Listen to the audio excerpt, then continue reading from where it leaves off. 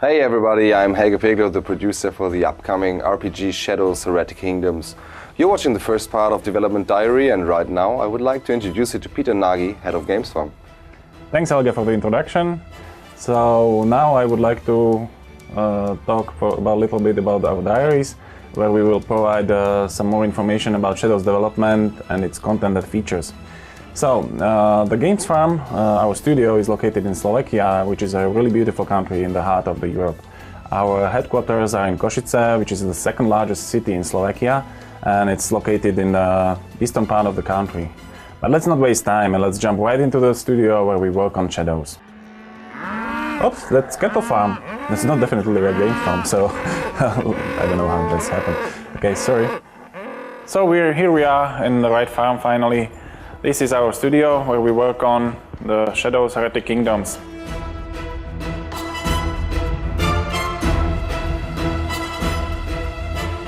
Shadows have origin back in 2004 when we have released our first game, Kult Heretic Kingdoms. Shadows bring a unique combination of action-oriented combat, deep engaging storyline, branched dialogues, puzzles, and this all together creates a unique combination to this genre.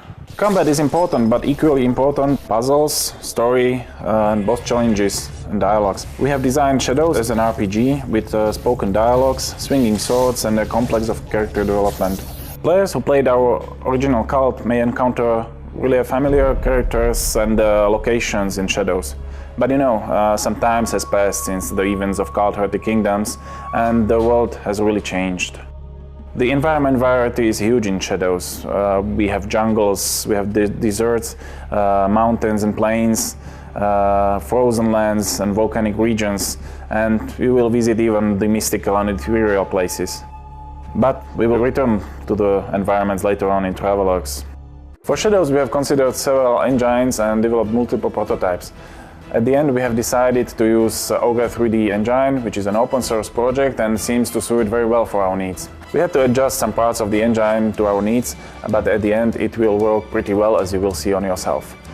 We use different shading, we use off-screen particles, post-process shaders, and we developed also the entire toolsets which we are using for the development. But let's check the game itself and its main features with Peter, our lead level designer, who will introduce you one of the main features of the game, Shadow Realm.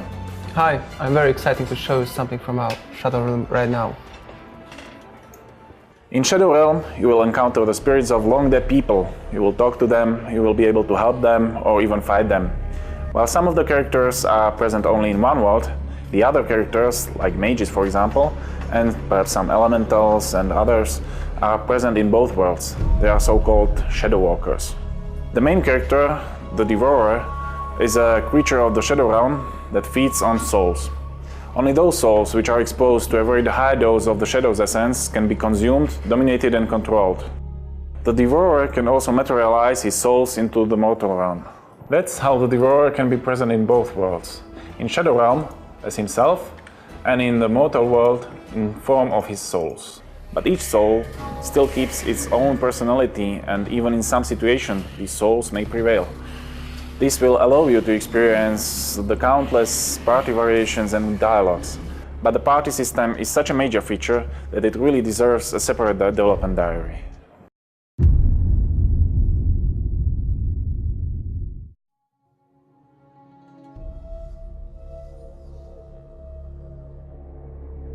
The blasted plains of the Outlands, perhaps the most desolate place in the Heretic Kingdoms.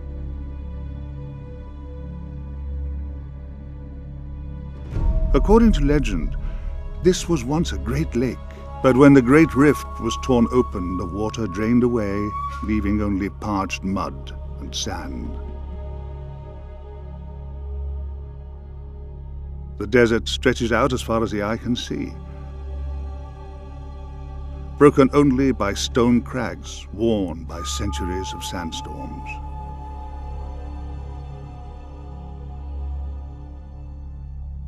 The Outlands have long been infested with undead, since all who die amidst the dust soon reanimate, unless their body is disposed of carefully.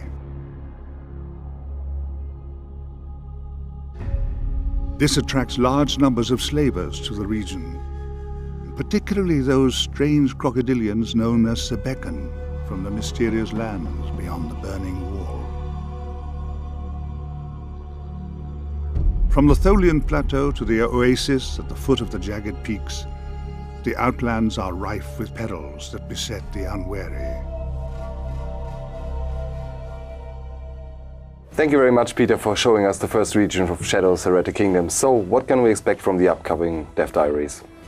Well, in the next diary we are going to meet Chris Bateman from International Hobo, who is writing the story for Shadows. We'll show you something more from the beginning of the game and give you also some information on the story. And at the end we are going to visit Taimuria, the land of the wolves. Thanks for watching. Comment it, like it and share it. Bye. Thank you. Bye-bye.